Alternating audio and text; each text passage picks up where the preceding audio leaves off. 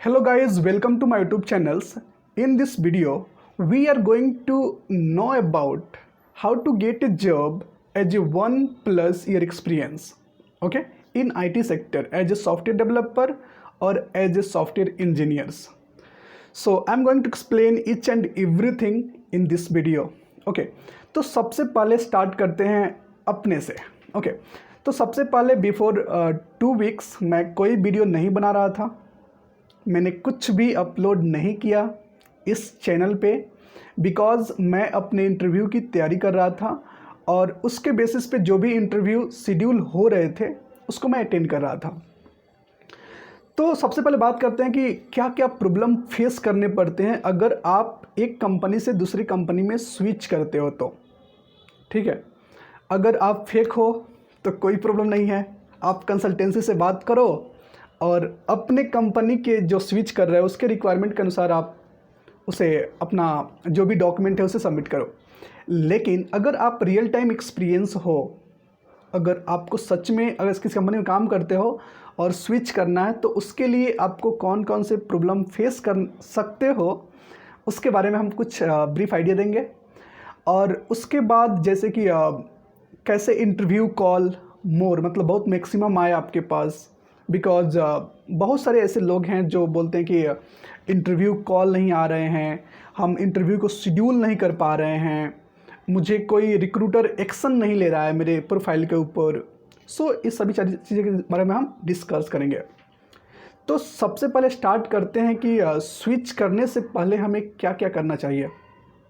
देखो, सबसे पहले अगर आपके दिमाग में आता है कि मुझे कंपनी को स्विच करना है एज ए 1+ ईयर एक्सपीरियंस, तो आप क्या करोगे कि सबसे पहले आप खुद प्रिपेयर्ड हो जाओ, क्योंकि कंपनी का जो नॉलेज होता है, जो कुछ भी आप जानते हो अबाउट द टेक्नोलॉजी, वो आपको बहुत माइनर काम आएंगे आपके इंटरव्यू में।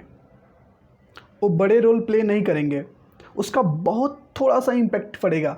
लेकिन अगर आप इंटरव्यू पॉइंट ऑफ व्यू से अगर किसी चीज़ को समझते हो तो वो एक अलग तरीका है, ठीक है। इंटरव्यू एक अलग चीज़ है, उस पर काम करना एक अलग चीज़ है, बोथ आर डिफरेंट, ठीक है। इंटरव्यू में कुछ लिस्टेड क्वेश्चन पूछे जाते हैं जो हम लोग उसका यूज नहीं करते हैं, उस पर काम नहीं करते हैं उस चीज़ों को, लेकिन उनसे ही क्वेश्चन वो लोग पूछते हैं इंटरव्यूअर।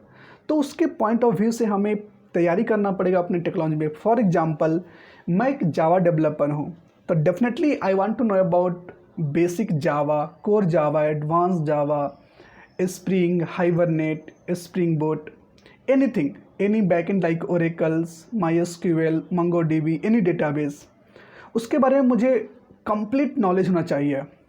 एटलीस्ट 1 प्रोजेक्ट आपको कंप्लीट याद होनी चाहिए, आप उसको एक्सप्लेन कर सको front end to back end. So अगर ये सारी चीज़ें अगर आप प्रिपेयर्ड कर लो, तब एक दूसरा जो स्टेप है, फर्स्ट स्टेप, कि पूरी तरह से अच्छे से प्रिपेयर्ड करो, तैयारी करो, हो जाओ कि हाँ I am now able to give interview. जब आपको लगे कि हाँ मैं तैयार हूँ अब इंटरव्यू देने के लिए, तब आप क्या करो, एक फ्रेश ईमेल आईडी बनाओ।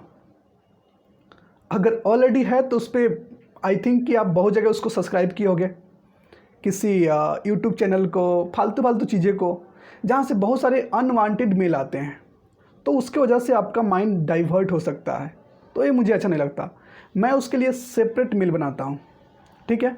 जब के लिए सिर्फ किया, इसमें केवल जब से रिगार्डिंग इन्फॉर्मेशन आएगा, जो भी रिक्रूटर एक्शन लेंगे लाइक किसी भी वेबसाइट से, किसी भी प्रोफाइल से, सो मुझे इस मेल में ओनली आएगा और इसी मेल को हम चेक करेंगे। इसके बाद मैं दूसरे मेल को देखना बंद कर दे रहा हूँ, ठीक है।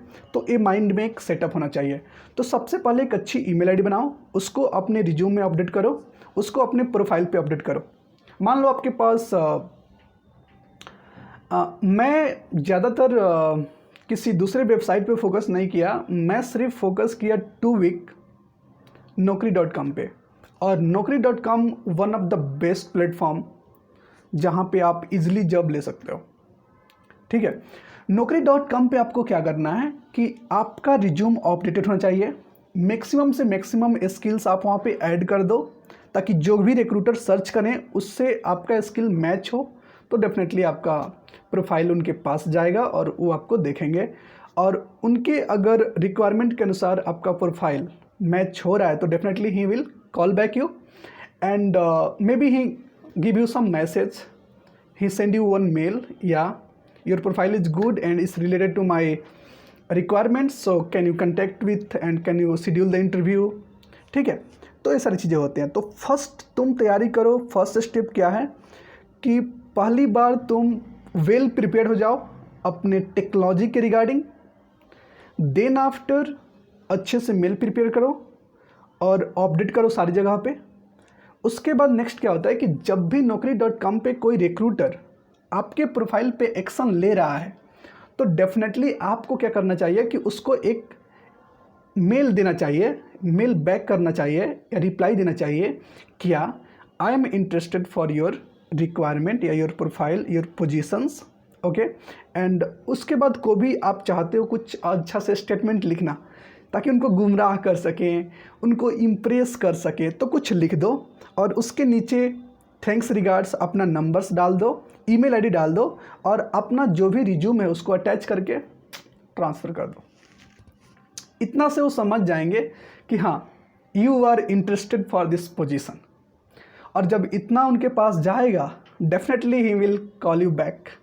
एंड जब कॉल बैक करेंगे तो उनका 3-4 क्वेश्चन ऐसे होते हैं जो हम आपसे बता दे रहे हैं और आप उससे इजली बात कर सकते हो, उनको इम्प्रेस कर सकते हो और डेफिनेटली आप उनसे इंटरव्यू शेड्यूल करवा सकते हो। अगर वो पूछे कि आप अभी फ़िलहाल कहाँ पे हो, जहाँ पर भी हो वहाँ पे बताओ, लेकिन अगर पूछे कि अगर आपको यहाँ पे रिलोकेट किया जाए तो क्या आप उसके लिए इंटरेस्टेड हो, बोलो कि anywhere in India I am interested to relocate.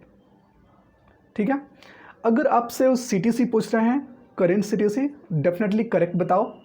अगर एक्सपेक्टेड पूछ रहे हैं तो एक रेंज बता दो कि I am expected 5 to 7, 5 to 8 या 7 to 6। और दूसरा तरीका है कि आप बता सकते हो कि I am expected like 5+, more than 5, more than 6, like that you can say।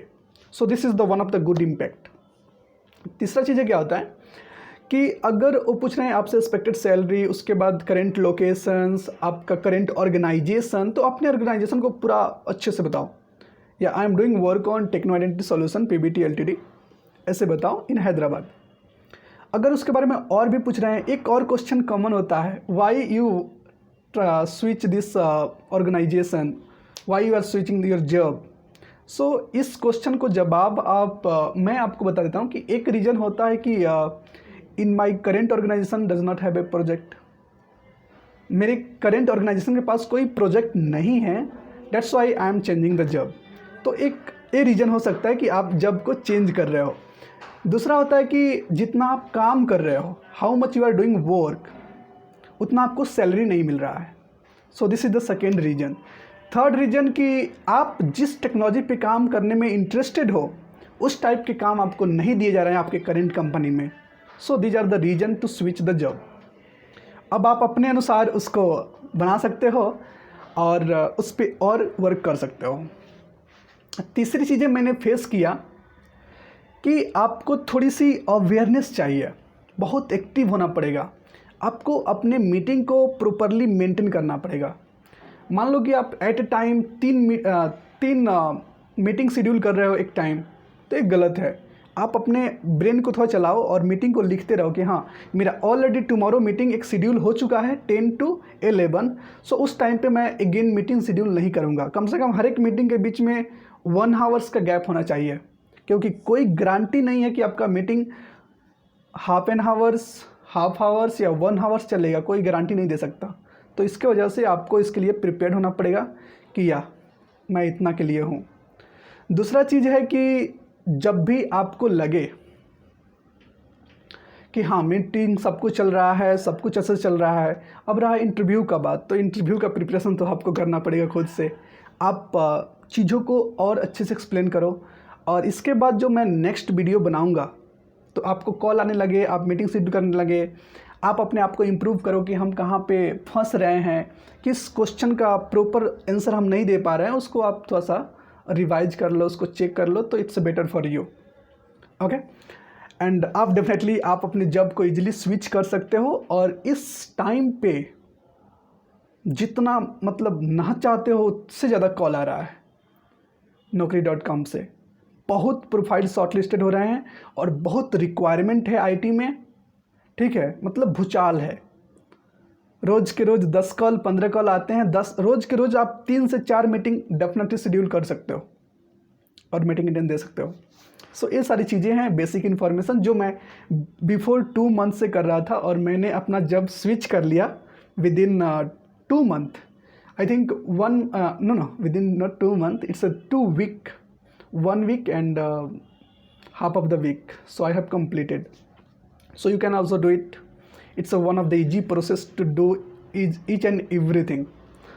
Okay, उसके बाद दूसरा चीज़ें जो होता है कि आपको इंटरेस्ट, सो आप अपने इंटरेस्ट के अनुसार किसी भी कंपनी को ज्वाइन करो।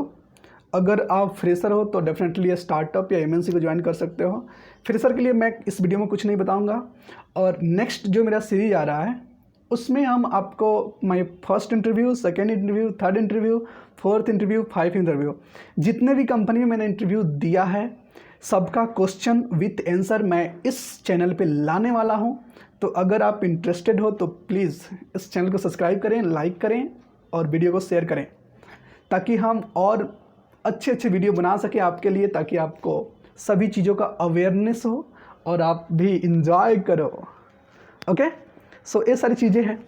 और उसके बाद हम नेक्स्ट वीडियो हम बनाएंगे इस पे कि इंटरव्यू में कैसे क्वेश्चन पूछे जाते हैं, कैसे आपको उसको एक्सप्लेन करना है, मैंने कैसे एक्सप्लेन किया, मैं कैसे सेलेक्टेड हुआ, मैं कैसे रिजेक्ट हो गया किसी कंपनी में, किसके वजह से।